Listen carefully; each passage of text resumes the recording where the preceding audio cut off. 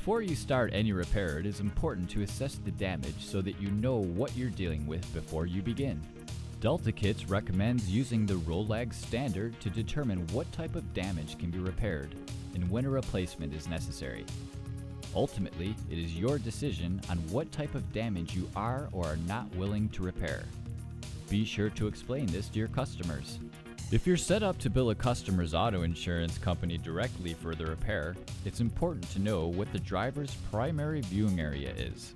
The driver's primary viewing area is considered to be 12 inches or 300 millimeters wide, centered on the driver's position and extending from the top to the bottom of the wiper sweep. You will likely be asked by the insurance company if the damage to be repaired is in the driver's primary viewing area. Refer to Rolags for more detailed information. One of the most important elements of a successful repair is setting realistic expectations for your customer.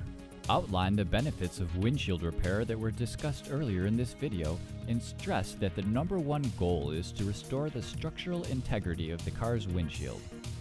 It is also important for them to understand that the damage will not disappear and that a small scar will still be visible.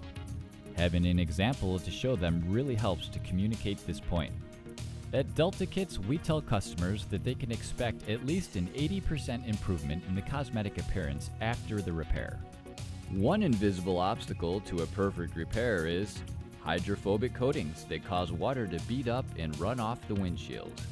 If the windshield has a coating on it, the pit resin will not adhere to the glass and will pop out when you scrape the repair flush. To test for coatings, spray an area of the windshield a distance away from the damage to be repaired and see if the water beads up.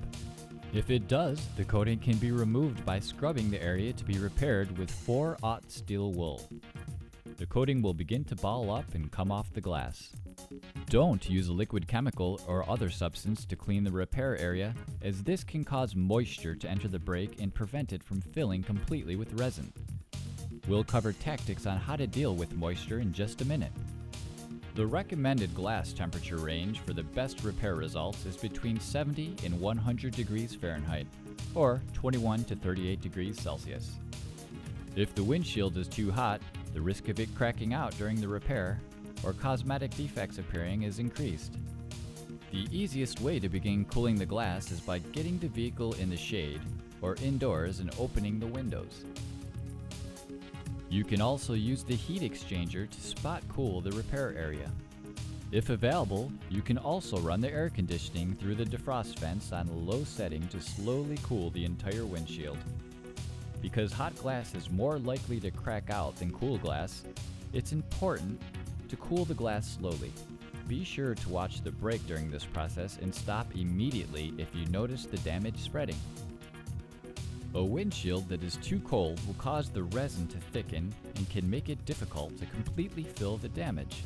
To slowly warm the windshield to within the recommended range, you have several options. First is to bring the vehicle inside a heated building. You can also turn on the vehicle's heater and slowly warm the glass from the inside.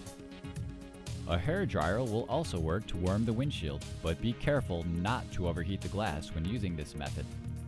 The last thing you should check for before beginning the repair is for moisture inside the brake. Moisture will prevent the repair from filling with resin and will create a void, visible as a black spot when the moisture is absorbed into the laminate over time. This will increase the chances of the repair failing down the road.